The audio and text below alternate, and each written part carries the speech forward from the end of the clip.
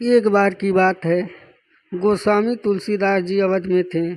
वे सरयू नदी में स्नान करने आए। जब वे नदी में उतरकर अंदर की ओर जा रहे थे, उसी समय एक महिला भी वहां स्नान करने पहुंची। उसे जल्दी स्नान करना था।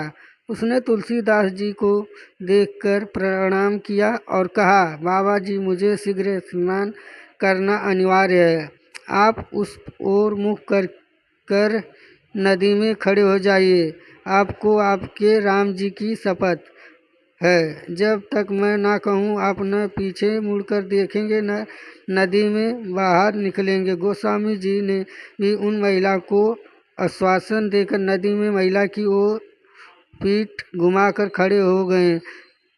कड़ाके की ठंड पड़ रही थी। महिला जल्दी जल्दी नहाकर भागी। जल्दबाजी में वह महिला गोस्वामी जी को पीछे मुड़ने व बाहर निकलने को कहना भूल गई। इस कारण गोस्वामी जी घंटों नदी में ही खड़े रहे। जब इतनी देर हो गई और गोस्वामी जी मंदिर नहीं पहुँचे, तब लोग हर जगह उन्हें ढूंढने लगे। ढूंढते ढूंढते पता चला कि गोस्वामी जी स्नान करने गए थे। तब से अभी तक वापस नहीं आए। उनके साथ के लोग सरयू नदी के किनारे जा पहुँचे।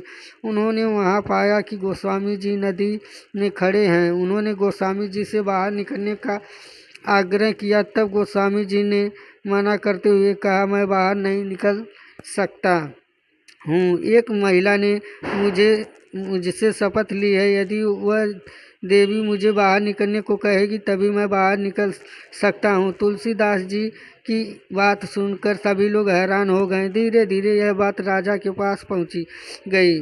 राजा कुछ समझ नहीं पाए। वह शीघ्र ही गोस्वामी जी के पास पहुँचे। राजा ने गोस्वामी जी से बाहर निकलने की विनती करते हुए कहा, किसी औरत की शपथ के कारण इस कड़ाके की ठंड में नदी में खड़े रहना स्वास्थ्य के लिए सही नहीं है। परंतु गोस्वामी जी ने उन्हें मना करते हुए बताया कि मेरे से कहीं अधिक मेरे प्रभु का नाम महत्वपूर्ण है। उन देवी मुझे मेरे प्रभु श्री राम की शपथ दिलाई थी, उनका नाम मेरे शरीर से अधिक महत्वपूर्ण है। राजा ने गोस्वामी जी से पूछा, बाबा जी, उन देवी का नाम क्या है, कहाँ की रहने वाली है? इस प्रश्न पर तुलसीदास जी ने राजा से कहा, मुझे ज्ञात नहीं।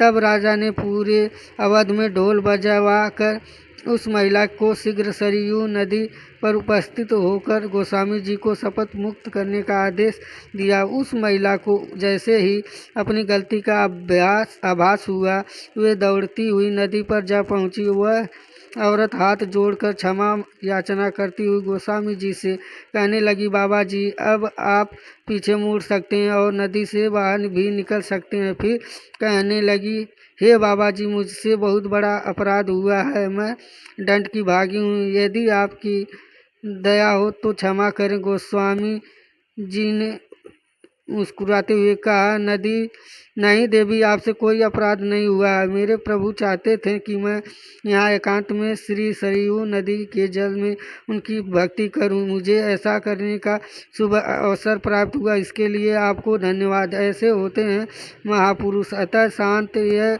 भारत भूमि है, देवभूमि है, जिसे भगवान भी अवतरित होने के योग्य समझते हैं। भारत भूमि संतों की भूमि है।